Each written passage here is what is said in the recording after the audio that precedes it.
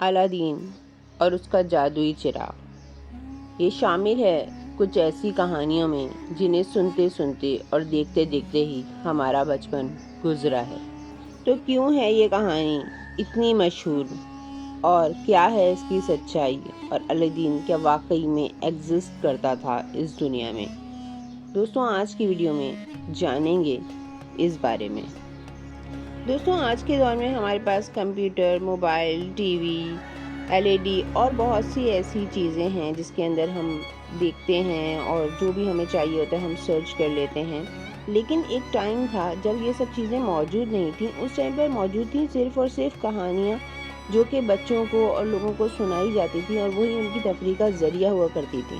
اور ساتھ ہی ساتھ جو اصلی واقعات بھی رونما ہوئے ہیں ان کو دستاویزات کی شکل میں محفوظ کیا گیا تھا، جو کہ آج مل رہے ہیں اور پتہ لگایا جا رہا ہے کہ اس میں ہے کس قدر سچائی۔ تو یہاں پر بات کرنا ضروری ہے کہانیوں کے اس مجموعے کی جس میں الادین، سندباد اور اسی طرح کی اور کہانیاں پائی جاتی ہیں، جنہیں کہ آج تک ہم سن رہے ہیں، دیکھ رہے ہیں اور جو مشہور ہیں۔ تو یہ کہانیوں کا مجموعہ جس کے اندر 1001 کہانیاں موجود ہیں، یہ عربی الف لیلا کی کہانیاں ہیں، جو کہ مشرق وسطیٰ کی لوک داستانوں کا ایک مجموعہ ہے۔ عرب روایتوں کے متعلق یہ وہ کہانیاں ہیں جو کہ ایک شہزادی نے اپنے بادشاہ کو سنائی تھی، اور اس بادشاہ کو یہ کہانیاں کیوں سنائی گئیں اس کے پیچھے بھی ایک کہانی ہے۔ ایک دلہن نے اپنے شوہر کو یہ کہانیاں 101 راتوں تک سنائیں اور اس کے بعد کر دیا اس کا مائنڈ بالکل ہی چینج۔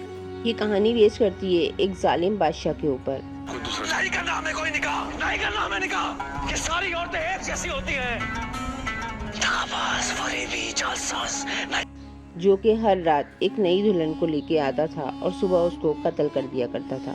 یہاں پر اس کی شادی ہوتی ہے ایک سمجھدار اور عقل مند لڑکی سے۔ وہ اپنے دماغی طور پر یہ سوچتی ہے کہ کس طریقے سے اس کو انگیج کیا جائے جس کی وجہ سے مجھے ایک رات اور مل جائے اور ہو سکتا ہے میں اس کا مائنڈ سیٹ چینج کر دوں۔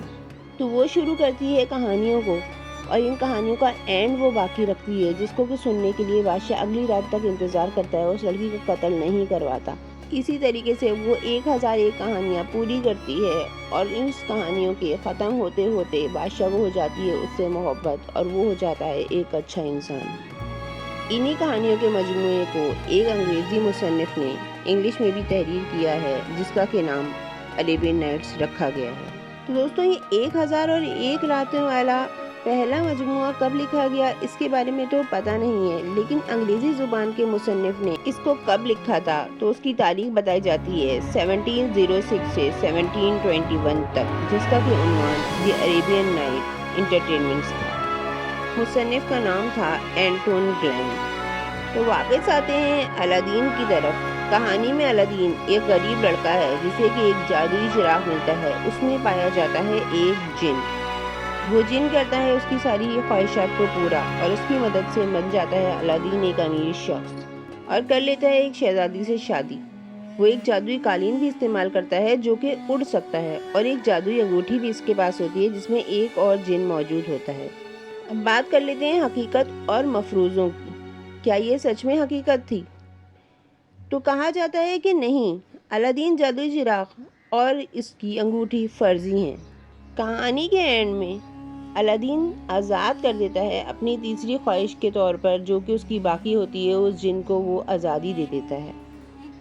لیکن یہاں پر ہم ایک دوسری بات کی طرف بھی آئیں گے جو کہ کہانی نہیں بلکہ حقیقت ہے، اور وہ حقیقت ہے حضرت سلیمان علیہ السلام اور ان کے اڑتے قالین کی کہانی۔ تو جہاں تک کہ مجھے لگتا ہے اس الادین کو اسی سے انسپائر ہو کر لکھا گیا ہے۔